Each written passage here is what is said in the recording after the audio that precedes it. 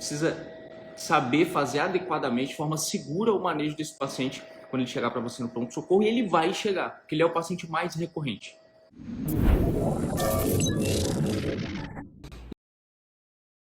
Então ele vai chegar. Essa é uma razão muito clara que te faz querer dominar o manejo do paciente, o manejo inicial do paciente com dor abdominal no pronto-socorro. Segundo, que qualquer paciente com dor abdominal, em primeira instância, qualquer paciente com dor abdominal é um paciente potencialmente grave, porque qualquer paciente com dor abdominal pode ser, potencialmente um paciente cirúrgico, tá? Toda vez que você come bola, come mosca, no diagnóstico de um paciente de um abdômen cirúrgico, você está piorando e muito o prognóstico desse paciente.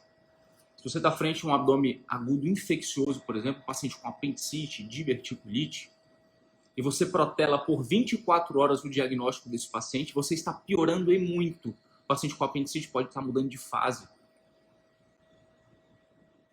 Você pode estar frente a uma apendicite supurada, como os pacientes gostam de falar. Estoporada, né, como os pacientes gostam de dizer. Se você está frente a um abdômen isquêmico, um abdômen agudo, abdômen cirúrgico isquêmico, e você demora para diagnosticar esse paciente em 24 horas pode vir a óbito. Se você está à frente a um abdômen agudo hemorrágico e você não dá esse diagnóstico, em 12 horas, em menos de 12 horas, o paciente pode estar morto. Percebe?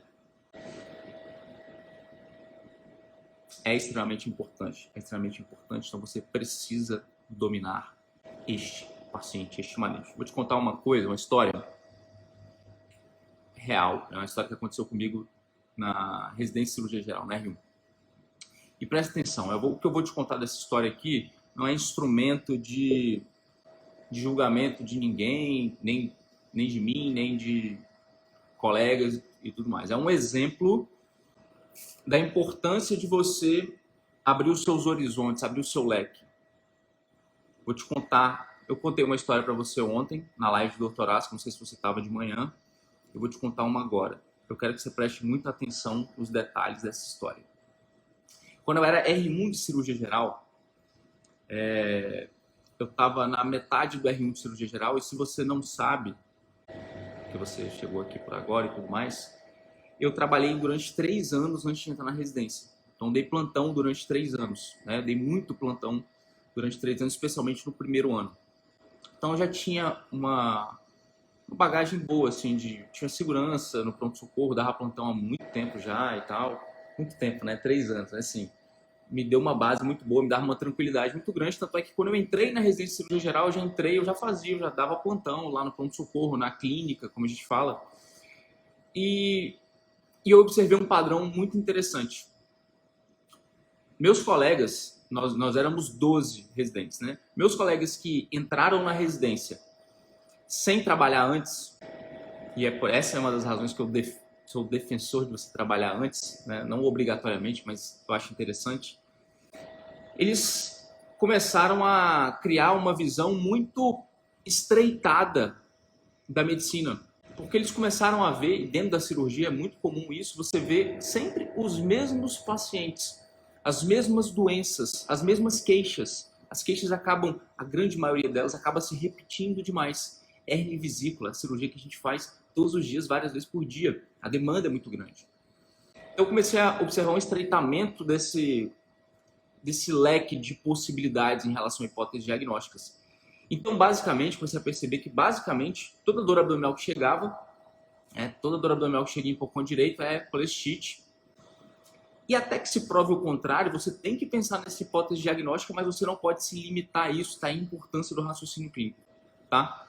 E aí chegou um paciente, um homem jovem, né, com dor abdominal em hipocôndrio direito.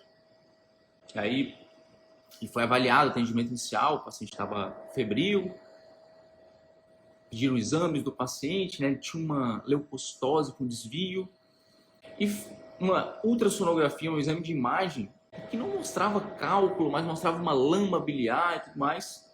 E aí, o paciente com dor abdominal, né, hipocôndrio direito, com febre, lama biliar, leucocitose, vamos operar. tirar essa vesícula aí que tá provocando essa inflamação no paciente. E aí, o paciente foi para o centro cirúrgico e eu era o R1, né? Eu não ia operar o paciente, eu ia participar da cirurgia, né? Eu ia auxiliar a cirurgia e tudo mais, né? Como um bom R1 faz, preparar a cirurgia. E aí eu estava olhando os exames do paciente e aí me chamou a atenção, né? Falei, pô, mas esse paciente aqui não tem cálculo, não tem espessamento de parede. Esse paciente, será que ele está com colestite mesmo? E fui examinar o paciente.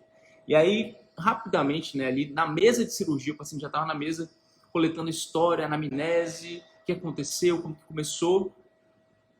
E não era uma história clássica, não era uma história clássica de colestite. E aí o paciente tinha um relato também de dispneia, um relato de tosse e tudo mais. Aí eu auscultei o paciente, tinha estertor em base direita. Falei, cara, esse paciente ele não está com colestite, esse paciente ele está com pneumonia de base, ele está com uma dor na transição tóraco-abdominal, e é por isso que ele está apresentando todo esse quadro, leucocitose e tudo mais. Aí eu falei com o preceptor, a gente abortou o procedimento, pediu uma radiografia de tórax e tinha consolidação em base direita. Resumo da história: o paciente não tinha colestite, um paciente com pneumonia já séptico ia para a mesa de cirurgia, ia ser operado e ia piorar bastante o prognóstico dele em relação à infecção pulmonar. Porque sabe que um paciente que não tem um status clínico adequado para uma cirurgia, às vezes é necessário a gente fazer a cirurgia, mas isso pode acarretar problemas para esse paciente, complicações, uma piora do prognóstico dele em relação à doença de base. Beleza? Não faria sentido nenhum a gente operar esse paciente, né? Até porque ele não está com colestite. O que isso quer dizer? Isso quer dizer que alguém cometeu um erro inaceitável, né? Que eu sou muito top, que eu sou muito inteligente. Não tem nada a ver com isso. Beleza? A ideia aqui é o seguinte: trabalhe o raciocínio clínico, abra o leque de possibilidades, invista na história do paciente. A gente enche o saco disso aqui, talvez você já esteja de saco cheio de escutar isso. Lá no CF, para quem está no CF também, use recursos semiológicos. Em 3 minutos você consegue fazer isso. Você evita exames, você evita um transtorno na vida do paciente, você evita um transtorno no seu plantão. Invista nos recursos semiológicos que você tem à sua disposição. E quando a gente fala de dor abdominal, né? Ontem a gente falou de dor torácica, e dor torácica é extremamente rico do ponto de vista semiológico. Nem sempre será assim. A gente está discutindo um caso no CF hoje que é pobre do ponto de vista semiológico, é uma lesão de pele. Uma lesão de pele é muito mais pobre do que uma dor torácica e do que uma dor abdominal. Então, quando você estiver frente a um paciente que te permita uma riqueza em relação aos fundamentos semiológicos, é muito importante que você explore isso. Isso vai facilitar a sua vida, a vida do paciente, vai facilitar a vida do hospital, vai facilitar a vida do convênio, beleza? Então, valorize isso, por gentileza, meu amigo Antônio Prazeres. Eu vou puxar aqui, tem uns slides aqui para mostrar para você, que eu acredito que você vai gostar de ver, beleza? Seguinte, rapaziada, se essa história fez sentido para você, manda um coração para mim, e eu quero que você mande aqui no comentário o seguinte: manda aqui no comentário o primeiro diagnóstico diferencial que vem na sua cabeça quando você pensa em dor abdominal. Pensou em dor abdominal, o que veio na sua cabeça de possibilidade de diagnóstico? Manda aqui para mim no comentário. Vocês, quantos diagnósticos diferenciais a gente vai conseguir arrumar aqui falando de dor abdominal?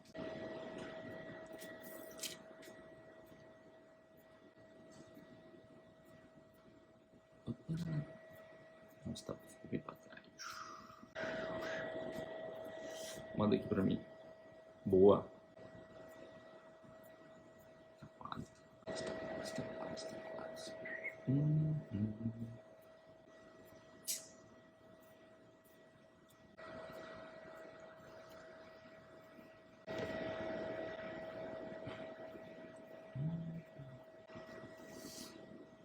Apendicite, pancreatite, né? Obstrução por inúmeras razões, né?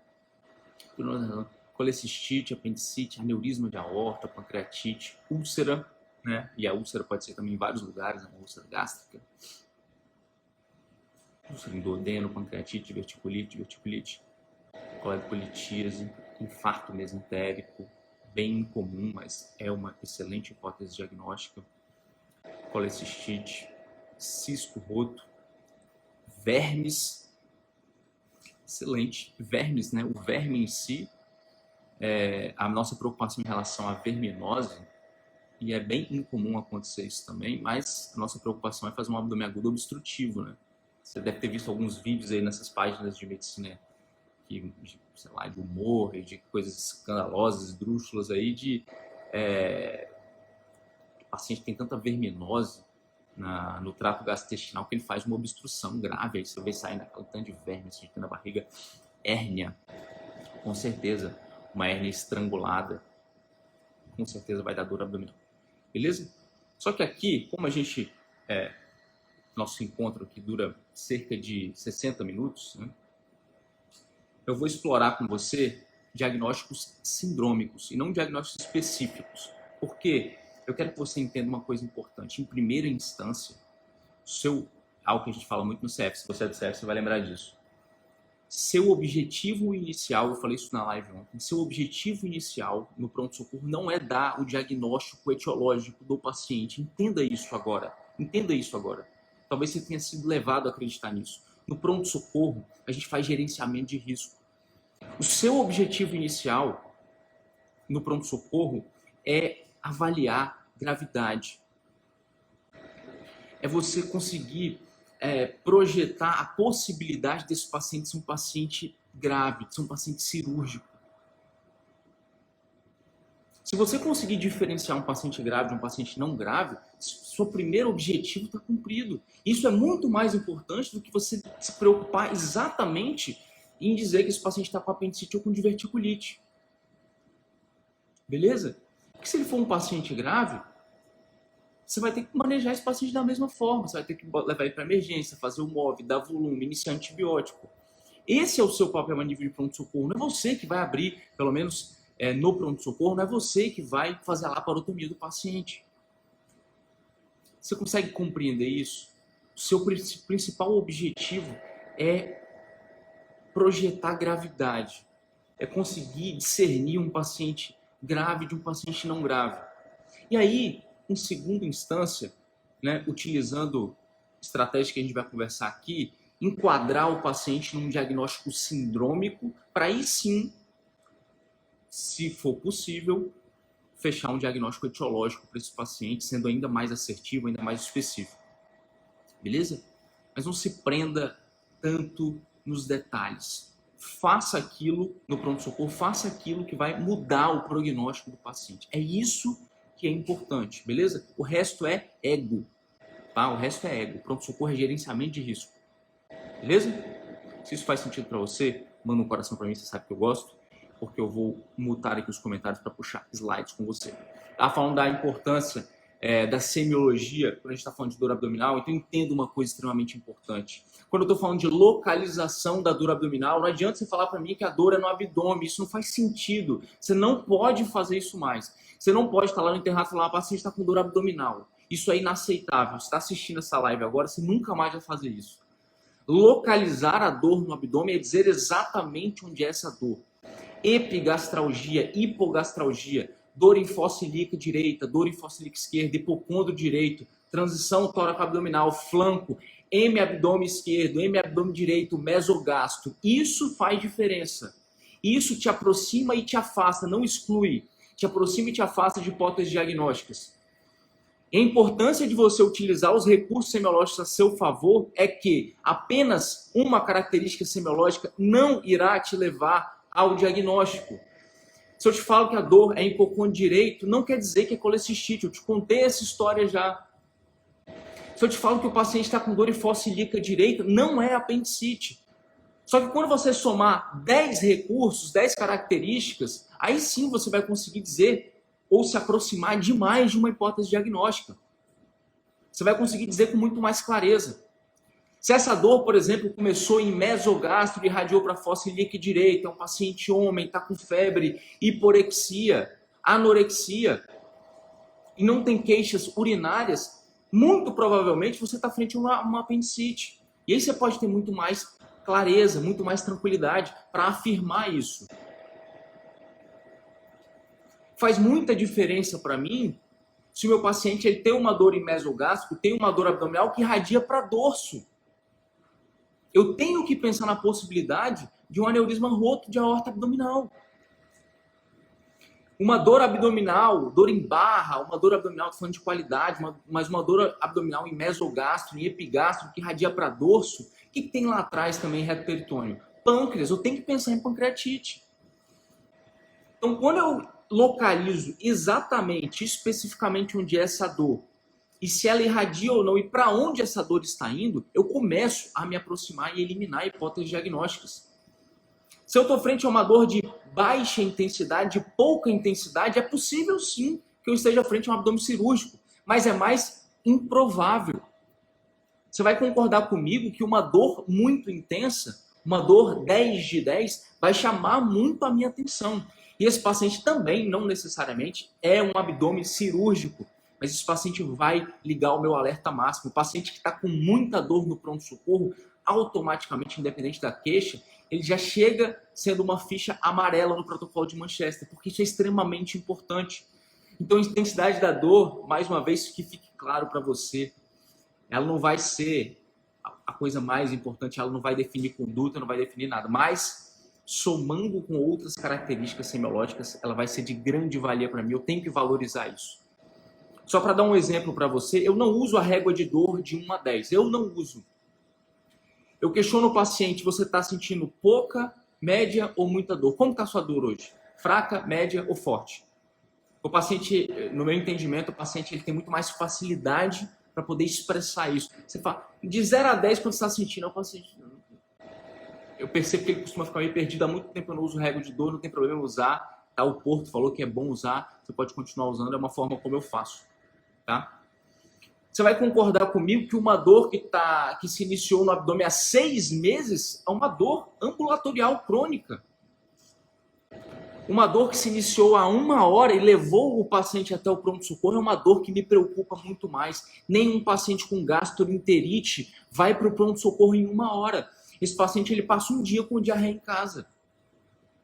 Pelo menos, ele passa 2 dias com diarreia em casa. Um paciente que foi levado imediatamente ao pronto-socorro é um paciente que me preocupa mais. Se essa dor começou de forma súbita, é uma dor que me preocupa muito mais do que uma dor que começou de forma insidiosa, que se comporta de forma insidiosa. Beleza? Perceba, uma dor súbita não é uma dor de abdômen cirúrgico, mas se você aliar a outras características, isso vai ser uma informação extremamente importante para você. E a forma como essa dor se comporta. Imagina uma dor que começou há 1 hora e só está piorando. Uma dor que começou subitamente já moderada e só está piorando. Levou o paciente ao pronto-socorro. O paciente está com uma dor excruciante, uma dor muito forte. Uma dor que começou há 1 dia. O paciente pode falar que foi... No momento, o paciente pode falar que a dor foi forte, foi fraca, mas no momento, essa dor está melhor do que quando começou. Se essa dor está melhorando a intensidade, ela está ficando mais branda, você vai concordar comigo, que é uma dor que me preocupa muito menos. Mas de forma alguma, eu vou, não, então tá tudo bem, vou dar alta para esse paciente. Mas é uma característica extremamente importante.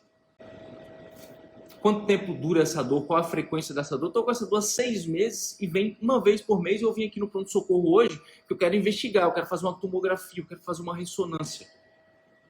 Isso te deixa muito mais tranquilo do ponto de vista abdominal e cirúrgico, te deixa preocupado do ponto de vista psiquiátrico, da ansiedade ali do paciente, da falta de orientação desse paciente, que toda vez que sente uma dor, vai ao pronto-socorro, como se o pronto-socorro fosse um consultório, como se fosse um ambulatório. Beleza? E aí, nesse momento, você vai orientar o paciente.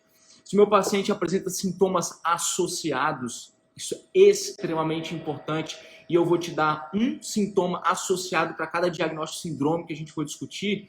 E você vai entender agora, nos próximos slides, você vai entender como não comer bola e como diferenciar um diagnóstico sindrômico um do outro de uma forma extremamente simples, muito prática. Beleza? Vai ficar muito claro para você. E a partir disso, a partir dessa queixa, desse sintoma associado à dor abdominal, você vai trabalhar as características semiológicas para entender se esse paciente é um paciente grave ou se é um paciente ambulatorial, um paciente que você pode dar alta, que você não precisa de pedir exame laboratorial. Ou se é um paciente que você vai precisar internar, porque ele é um paciente grave, vai ter que internar na UTI, vai ter que ligar para o cirurgião. Beleza? Este é o seu objetivo no pronto-socorro. Gerenciamento de risco. Fatores de melhora e piora, importante. Qualidade da dor. É claro que também a qualidade da dor, cada paciente vai expressar de uma forma diferente. Isso pode até ser um fator de confusão. E isso você nunca vai usar a qualidade da dor também como uma informação isolada. Se o paciente falou comigo, dificilmente o paciente fala que está com dor em barra, né? Que é uma dor descrita muito em livro para falar de pancreatite. Dificilmente você vai ver um paciente falar, estou com uma dor em barra aqui, doutor. Beleza? Normalmente é o gestual, a inspeção que vai te dizer. O paciente normalmente faz o movimento de barra. Beleza? Mas o que isso quer dizer? Se o paciente, por acaso, fala que está com uma dor em barra, que faz esse movimento de barra na hora de se expressar e você consegue perceber isso em inspeção, não necessariamente isso é pancreatite. Beleza? Não necessariamente isso é pancreatite. Beleza? Saiba interpretar os sinais, a forma como o paciente se comunica e se expressa. Não tome também o tipo da dor como uma verdade absoluta, né? Doutor, cólica já é uma característica, um tipo muito mais fidedigno, especialmente para as mulheres. Por quê? Porque a mulher tem cólica todo mês, basicamente, via de regra, a mulher tem cólica todo mês. Então ela consegue reconhecer esse padrão de dor com muito mais facilidade. E aí vem a pergunta, né? Pergunta que eu ensino para os meninos lá no CF. Que é uma pergunta off-label, mas que me ajuda muito a definir diagnóstico e a entender a história do paciente. Você já sentiu essa dor antes? E aí quando o paciente fala que sentiu uma dor do exato padrão que ele já tinha sentido há um mês, há um ano, há 6 meses, isso vai te dar um norte muito importante. Doutor, eu estou sentindo uma dor exatamente a que eu senti quando eu tive diverticulite há 6 meses. Eu estou sentindo uma dor exatamente como eu senti quando eu tive gastrite há 2 meses e eu comecei a fazer meu tratamento. Estou sentindo uma dor exatamente igual a que eu senti quando eu tive pancreatite há 2 anos. E mais uma vez, isso não vai definir nada. Então é gastrite, não vou nem examinar o paciente, vou tratar o omeprazol, dipirona e casa. Absolutamente não. Tá? Absolutamente não. Mas isso vai ser um norte muito importante para mim. Cuidado só com o viés. Cuidado para você não ficar preguiçoso na sua anamnese, no seu exame físico. Né? De falar, já sei o que é. Isso acontece muito, e por isso que eu reforço a importância da semiologia. Isso acontece muito, né? Se você começa a coletar a história do paciente, você coleta 3 informações e fala, já sei o que é, isso é gastrite. Aí você para. O paciente está com dor em epigastro, refluxo, náusea, é gastrite. Aí você para. Esse é um erro muito comum. Você não pode deixar isso acontecer. Você não pode permitir que isso aconteça. Beleza? Aí você coletou a sua história, agora você consegue perceber que você não vai te tomar 5 minutos para fazer isso. Não adianta você falar, eu não coleto história porque eu não tenho tempo, eu sou muito ocupado, eu não tenho tempo para ficar conversando com o meu paciente, eu não tenho tempo a perder, eu já peço logo uma tomografia, que eu ganho muito tempo. Eu não vou ficar perdendo tempo com bobagem aqui no pronto-socorro. Eu vou solicitar tomografia para todo mundo se estiver com dor abdominal. E aí fica fácil para mim. Porque eu passo o meu plantão com 8 tomografias para o colega olhar. E pronto. Está resolvido o meu problema.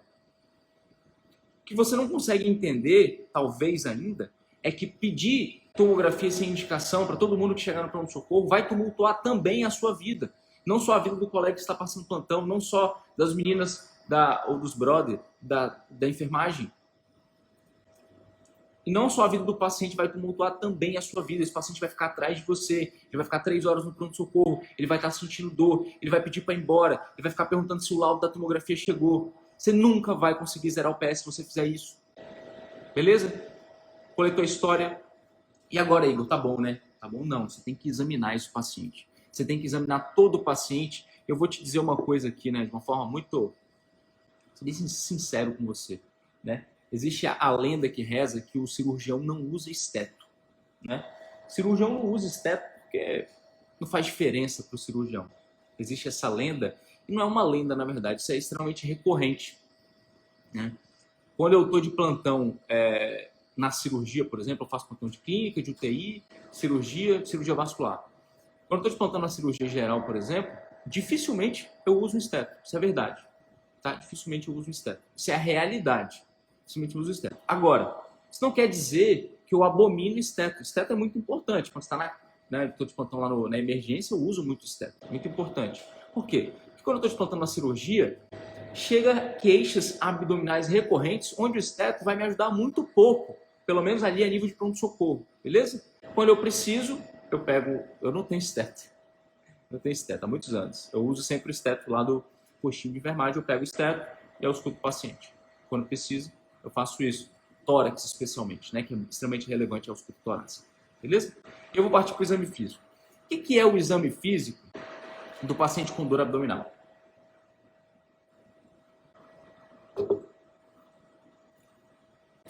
Eu não vou te enganar aqui e te dizer... Não vou te enganar. Não vou te enganar aqui. Talvez eu esteja quebrando o sonho que você tem, o imaginário que você tem, a maravilha da clínica cirúrgica e tudo mais. Eu não vou te enganar aqui e te dizer que a gente ausculta o coração de todo paciente que chega com dor abdominal. Isso não é verdade. Isso não é verdade. Tá? Sendo sincero com você. Porém, tem algumas coisas que você não pode deixar de fazer no pronto-socorro, no PA, onde você estiver. Você não pode deixar de fazer. Você tem que fazer um exame físico geral. Isso é muito fácil de fazer. Porque você já está fazendo isso quando você olha para o paciente. Você precisa expor a mucosa do paciente. Você precisa expor a mucosa do paciente. Tem que saber se o paciente está hidratado, se está corado. Isso vai impactar diretamente na sua conduta. Impactar, você vai entender mais para frente. Mas se o seu paciente estiver desidratado, por exemplo, você vai precisar fazer volume para o seu paciente, independente do que esteja acontecendo. Se você expõe a mucosa, você vê o olho do seu paciente está amarelo. Quando você está frente a um paciente ictérico, com certeza tem alguma coisa a ver com fígado e com via biliar. Né? Pode ser hemólise, pode ser hemólise. Mas paciente com dor abdominal, é pouco direito. Você tem que pensar fígado e via biliar. Isso faz parte do exame físico geral. Você precisa saber se o seu paciente está febril ou não. Não dá para você fazer uma anamnese hoje e não avaliar. Não perguntar para o paciente se ele teve febre ou não. Não dá para você fazer um exame físico sem saber se o paciente... No mínimo, Igor, não tem termômetro aqui onde eu trabalho. Beleza. Se não tem triagem onde eu trabalho, não sei se o paciente está com febre ou não. O mínimo que você tem que fazer é colocar o dorso da sua mão na face do paciente, no pescoço do paciente, para saber se ele está com hipertermia ou não. É o mínimo que você tem que fazer. Não adianta você dizer que você não tem termômetro. Eu não fico porque não tem termômetro. Febril ao toque. Beleza? De forma muito simples, tá? Bem cirurgião mesmo, né? Febril ao toque. Você tem que fazer o exame físico geral. O seu paciente está com um bom estado geral ou não. E eu estou incluindo aqui, de uma forma muito grosseira, o exame físico neurológico do paciente, tá? Não o exame físico neurológico completo, que é extremamente rico, mas aqui o nível de consciência do paciente, né? Se estiver frente a um trauma abdominal, o Glasgow, do politrauma, qual que é o Glasgow do meu paciente, pupilo do paciente. Isso, quando você expõe aqui a mucosa, olha o olho, o paciente está ictérico, o paciente está hidratado, está hipocorado, tem alguma alteração pupilar do paciente. Olha só quanta informação você tem só de expor aqui a mucosa e olhar no olho do paciente. Enquanto você está conversando, você não perdeu um segundo para fazer isso. Beleza? Obrigatório, paciente com dor abdominal, e a grande maioria dos seus pacientes ali a nível de pronto-socorro, para você nunca mais comer bola. Isso é um mantra do CF, tá? É um mantra do CF. Sinais vitais de todos os pacientes. Se você não afere sinais vitais, aferir sinais vitais é a forma mais simples de você predizer risco. Mesmo sem calcular o Quick-SOFA, por exemplo, né? Eu não sei calcular o Quick-SOFA para dizer se o paciente ele tem um risco de sepsis e tal. Se você avaliar os sinais vitais, aferir os sinais vitais do seu paciente, você nunca mais vai comer bola no pronto-socorro. Porque todo paciente grave, via de regra, de um modo geral, todo paciente grave, ele vai estar pelo menos taquicárdico, taquipneico, febril ou hipotenso. Beleza? E aí, se você aliar com o exame físico geral que você fez de uma forma muito simples, não tem como você vacilar, tá? Perceba que são coisas extremamente simples, você não pode deixar de fazer isso mais, tá? Não vai avaliar, examinar o paciente, a dor abdominal do paciente, com ele sentado na cadeira, pelo amor de Deus. Pelo amor de Deus, não vai palpar o abdômen do paciente sentado na cadeira. Tem que colocar ele deitado na máquina. Eu tenho muita preguiça de fazer isso, que eu perco muito tempo. O paciente fica enrolando, o paciente idoso, não tenho tempo para perder. O paciente acamado, cadeirante, eu não vou ficar perdendo tempo colocando ele deitado, eu vou examinar ele sentado. Não faça isso. Não faça isso, né? Se você tiver uma dificuldade em relação a um paciente muito pesado, cadeirante, chama alguém para colocar o paciente sentado. Esse paciente, normalmente, ele vem acompanhado de alguém, ele tem algum acompanhante que vai te ajudar a colocar. É mais 5 minutos. Mais 5 minutos que você está ganhando de tempo. Você está perdendo. Você está ganhando de tempo. Beleza? Coloca o paciente deitado. Igor, não tem a manha do exame físico do abdômen. Como que eu faço para aprender? Você tem que palpar. Você tem que palpar. Então, não dá para você aprender. Você nunca vai criar uma sensibilidade de uma descompressão brusca, de um Jordano, de um abdômen efetivamente cirúrgico, de um abdômen em tábua, se você não palpar. Essa era uma das coisas que mais me chamava a atenção, e mais uma vez, que não tem nada a ver com criticar e julgar ninguém, mas mais me chamava a atenção na residência de cirurgia, como a gente palpava abdômen todos os dias, né? Em pouco tempo você começa a criar essa sensibilidade. Isso tem a ver com execução, que eu falo com vocês o tempo todo, com prática, com botar a mão no paciente. Então, quanto mais você palpa o abdômen do paciente, mais você vai criando essa sensibilidade, essa casca, você vai criando uma experiência. Não tem nada a ver com o tempo, tem a ver com volume, quantidade e a orientação que você tem do lado do seu preceptor, naturalmente. Beleza? Você tem que palpar o máximo de abdômen possível para você conseguir dizer se esse paciente, especialmente se aquele abdômen, existe a possibilidade daquele paciente aquele abdômen ser cirúrgico ou não. Isso é extremamente importante porque é comum acontecer, não vai ser, sua mão não vai ser um instrumento infalível de exame, mas é comum, é relativamente comum acontecer de você palpar um abdômen e falar, esse abdômen aqui, eu acho que ele é cirúrgico, e não ser, e tá tudo bem, tá? Agora, o contrário é muito mais difícil de acontecer. Quando você está frente a um paciente com apendicite, por exemplo, você vai examinar, dificilmente esse paciente você vai comer bola porque você exagerou ali na sua palpação. E era muito comum, né, essa sensibilidade você só vai adquirir, por isso que eu falo isso, era muito comum a galera da clínica médica, né, as fichas de dor abdominal sempre abriam para a gente. Então, a galera da clínica médica às vezes passava o dia inteiro no plantão sem palpar o abdômen. E era muito mais pontual. E aí tinha algumas pessoas que tinham mais interesse, chamavam a gente olhava em conjunto, a gente tinha um relacionamento muito bom com a galera da clínica na residência. E era bem comum acontecer da galera palpar o abdômen e falar, isso, esse abdômen aqui é cirúrgico. E quando a gente ia lá palpar, a gente vê que claramente não era um abdômen cirúrgico. Descompressão brusca positiva, né? Pelo menos você está pecando pelo excesso. Com o tempo, é melhor você pecar pelo excesso inicialmente, e com o tempo você vai criando essa sensibilidade, esse feeling, e você vai conseguindo diferenciar de uma forma muito clara. Você nunca fará isso se você não palpar diversos abdômenes. Preste atenção. Não tem como você aprender a palpar um abdômen lendo o livro como que faz o exame físico do abdômen. Esquece isso, pô. Eu aprendi lá, eu já li 10 vezes o Porto, técnicas de palpação abdominal.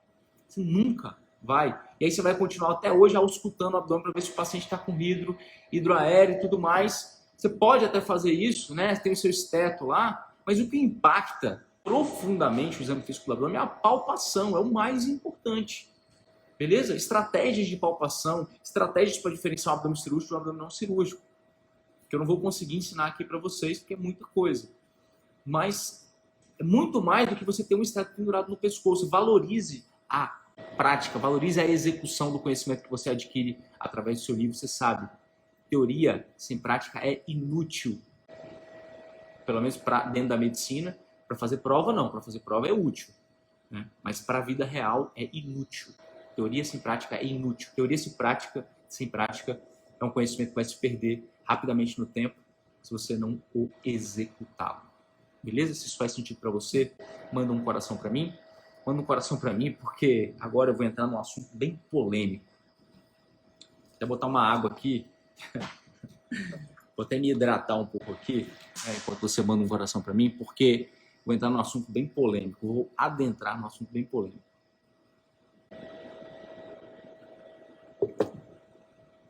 Na minha residência de cirurgia geral, existia uma máxima. Preste atenção, até me aproximar aqui de você. Na minha residência de cirurgia geral, existia uma máxima. Todo paciente que entrar no pronto-socorro da cirurgia tem que fazer toque retal. Era uma máxima, né? Uma máxima. Alguns preceptores falavam isso. E aí... E aí... Era uma coisa que... assim... Tudo bem, a gente é médico e tal, mas não é simples você convencer um paciente. Você tem que saber se comunicar adequadamente para você não ofender, para você convencer o seu paciente que ele precisa fazer um toque retal, né? Agora, vai ser difícil você convencer o seu paciente que não tem nada no abdômen, né? Tá com uma unha encravada, o paciente entra para cirurgia, não, vamos fazer um toque retal aqui, que o meu preceptor falou que todo paciente da cirurgia que entra aqui tem que fazer um toque retal. Aí o paciente está com a unha encravada, olha, antes de tirar a unha, já precisa fazer um toque. O paciente, por quê? Não, porque me mandaram fazer. Então não seja esse R1, tá? O que quer dizer esse mantra, essa máxima, que todo paciente da cirurgia tem que fazer um toque retal? Isso é para quebrar um estigma que existe, especialmente antes de você entrar na residência de cirurgia geral, ou se você não entra na residência de cirurgia geral, é uma resenha que a gente tinha com os clínicos na época, que os clínicos normalmente não fazem toque retal. E o toque retal é extremamente importante em situações pontuais. Assim, não dá para você examinar um paciente com uma suspeita de abdômen agudo obstrutivo e não fazer toque retal.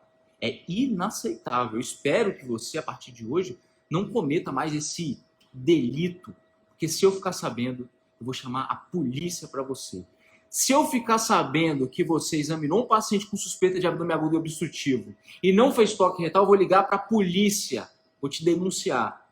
Todo paciente com dor abdominal, se for uma suspeita especialmente de um abdômen obstrutivo, você tem que fazer toque retal, porque ali pode estar o seu diagnóstico. E se o paciente naturalmente tiver alguma queixa anorficial, você tem que fazer toque retal, tá? Então, eu vou quebrar um pouco aqui essa máxima. Você não precisa fazer toque retal para todos os pacientes da cirurgia, mas para dores abdominais, especialmente uma suspeita de abdômen agudo obstrutivo e queixas anorficiais, você tem que fazer inspeção, palpação. Eu fiz uma aula de 30 minutos no treinamento só sobre doença anorficial, porque é uma dificuldade bizarra que existe e eu preciso que você faça isso a partir de hoje, porque lembra que a gente fala, né? Para você se tornar um médico acima da média, você tem que sair da média. Qual que é a média? Qual que é o senso comum? Ninguém faz toque retal. Se você fizer toque retal aí antes de entrar na residência de cirurgia, se você fizer toque retal na residência clínica, vai chamar muita atenção. Algumas pessoas até vão ficar com raiva de você, mas essa raiva é um produto da inveja, tá? É um produto da inveja. Caralho, esse cara sabe das coisas, essa mulher é top, hein? Essa mulher é top, hein? É uma clínica meio cirúrgica, meio cirurgiã. Então, tire onda, faça toque retal, será um grande diferencial. Você irá se destacar diante da mediocridade, diante da média, beleza? A bateria tá quase acabando, então vou... Aí, beleza. É o seguinte, agora eu te prometi que eu vou te falar uma palavra para cada diagnóstico sindrômico de dor abdominal, e quando você perceber a presença desta palavra, a presença deste sinal, a presença deste sintoma, dessa característica, você vai ligar o seu alerta máximo, você vai lembrar desta live que a gente está fazendo agora, lembrar dessa live, você vai falar, velho, se eu errar esse diagnóstico sindrômico, se eu não me atentar para isso, eu tenho certeza que o Igor vai ligar para a polícia e vai me denunciar por este delito, beleza? Então preste atenção. Toda vez, anote aí no seu caderno, toda vez que chegar um paciente com dor abdominal no pronto-socorro, toda vez que chegar um paciente com dor abdominal no pronto-socorro e ele tiver febre associada, você vai ligar o seu alerta. Essa é a primeira preocupação que você deve ter quando você estiver pensando no abdômen agudo infeccioso. Por quê? Porque o paciente que está com apendicite, com diverticulite, o paciente que está com colecistite, o paciente que está com Covid não. Está com asites da vida, né? Apendicite, paciente jovem, né? Ah, eu tô com dor abdominal e febre. Beleza. Onde que é essa dor? Fossa ilíaca direita. Começou em mesogástrico. Começou há um dia. Eu tô com náusea, vômito e hiporexia. É um homem jovem. Uma dor agora de forte intensidade. Você botou o paciente deitado, o paciente está desidratado, está corado, não está anictérico. Você começou, o paciente está com um neurológico bom, você começou a palpar o abdômen do paciente, você foi lá você fez a descompressão brusca em fossa ilíaca direita, o paciente sentiu uma dor, ele nem deixou você terminar o movimento. Você está frente a um paciente com apendicite. Só que tudo começa, sempre vai começar com febre. Porque se eu estou frente a um paciente com dor abdominal, um paciente com dor abdominal e febre, só que eu estou frente a um paciente idoso com dor em fossa ilíaca esquerda, essa dor é de um padrão intermitente, já aconteceu várias vezes, ele já apresentou uma dor exatamente igual essa e era diverticulite. Ou seja, você está frente a uma diverticulite de novo. Se eu estou frente a um paciente com dor abdominal e febre, só que essa dor é em hipocôndrio direito, está associada a náusea importante, náusea e vômito. Essa dor irradia para epigastro. Paciente com sensação de empachamento, dor pós-prandial. É uma mulher obesa que já teve filho. Tem como você não pensar em colestite? Você não vai comer essa bola mais. Febre. Todo paciente com dor abdominal e febre, o seu norte será um abdômen agudo infeccioso até que se prove o contrário. Igor, não pode ser uma gastroenterite? Pode. Só que aí você vai usar outras características semiológicas para afastar um abdômen cirúrgico. Você vai usar o exame físico para afastar o abdômen cirúrgico. Às vezes você vai usar um recurso como o exame laboratorial para afastar o diagnóstico. Às vezes um exame de imagem, uma radiografia para afastar o diagnóstico. Mas você sempre tem que partir do pressuposto que é o diagnóstico mais grave. Até que você consiga com segurança eliminá-lo. E quando você elimina esse diagnóstico, aí tudo bem.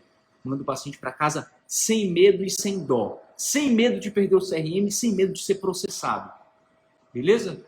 Manda o paciente para casa sem dó, com receitinha. Hashtag receitinha para casa. Tá bom? Mais disso. Tá? O que mais, Igor? O que mais que eu tenho que ficar atento? Toda vez, deixa eu tirar um pouquinho aqui.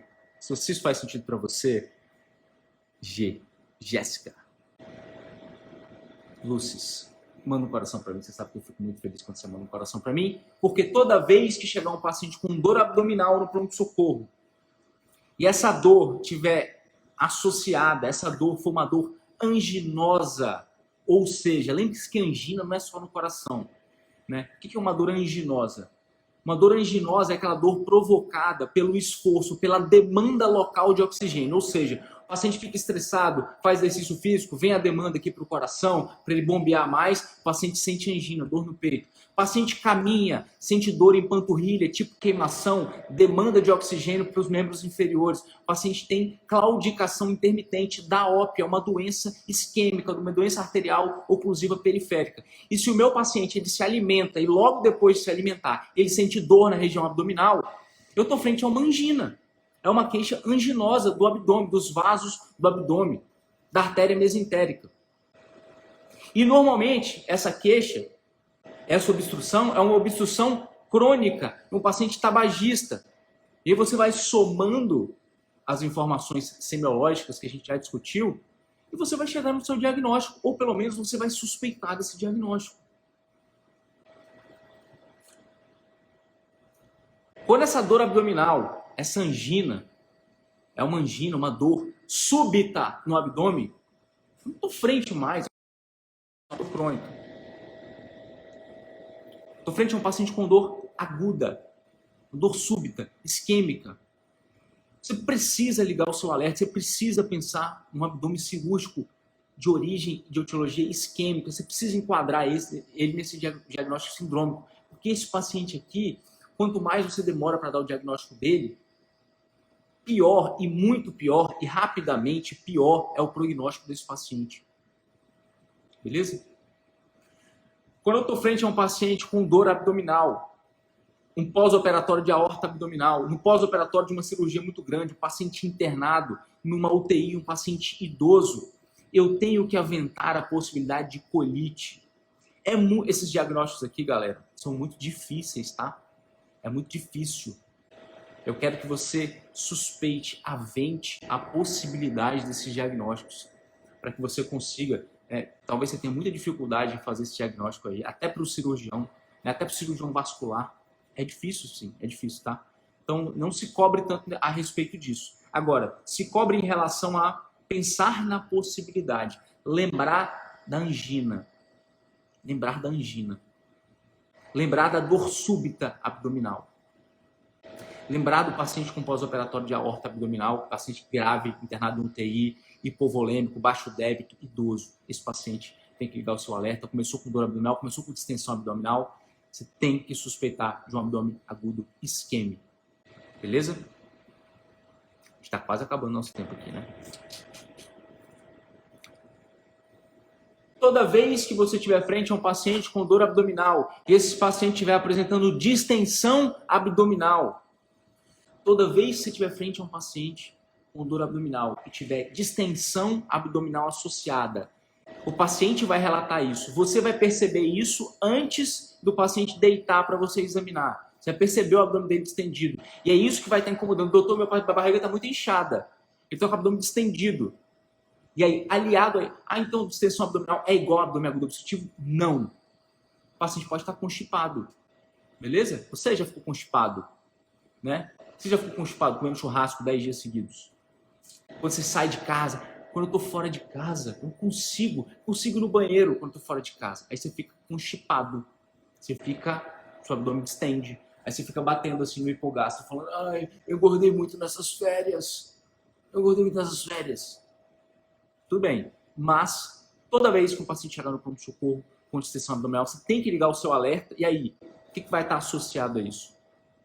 O paciente vai ter uma parada de eliminação de fezes e flatos.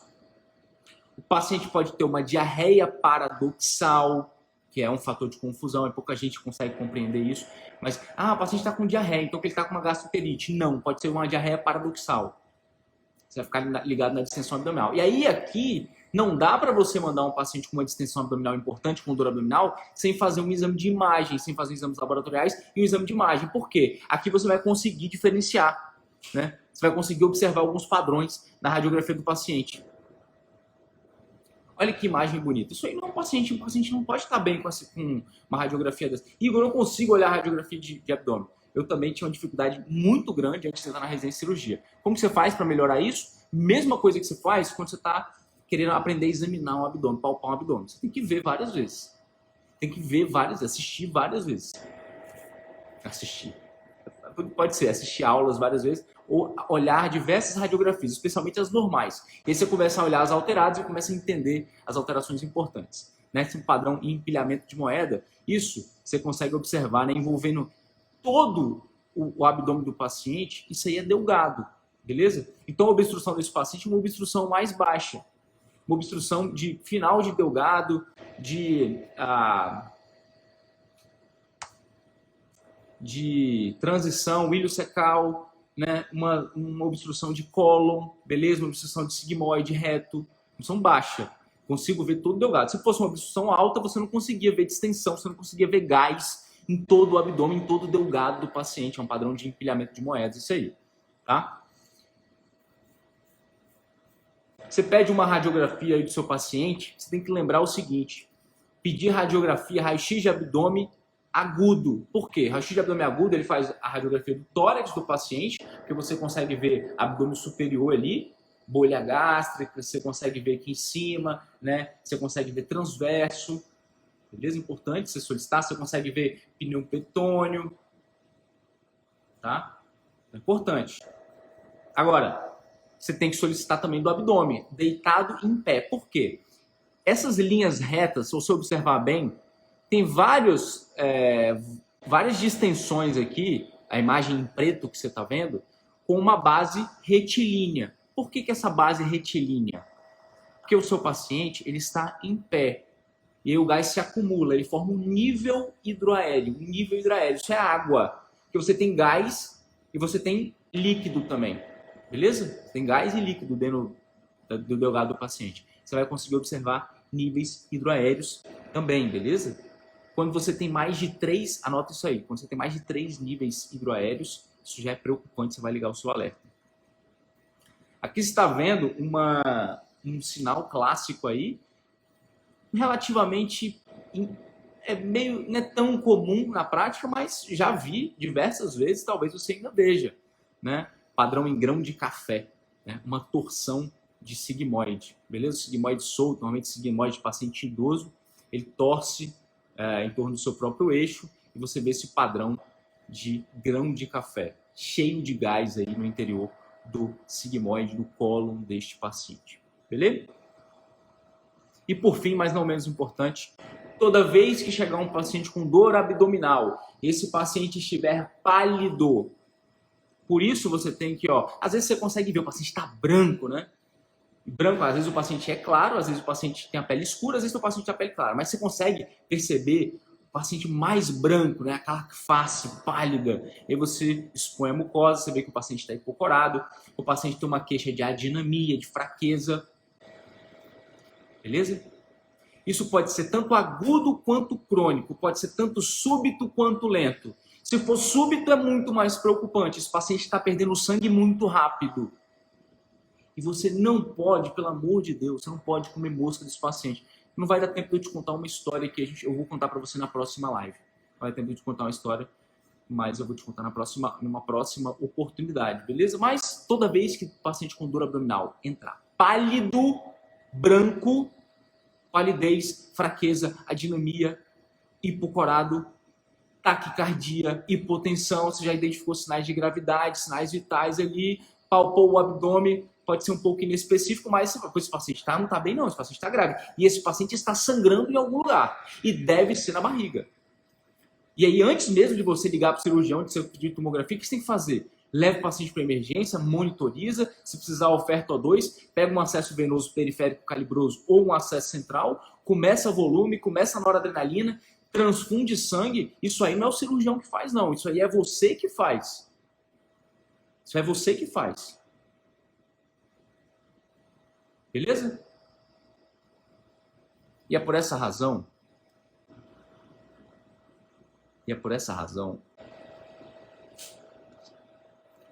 que eu agradeço imensamente a vossa presença. Eu agradeço imensamente a vossa presença.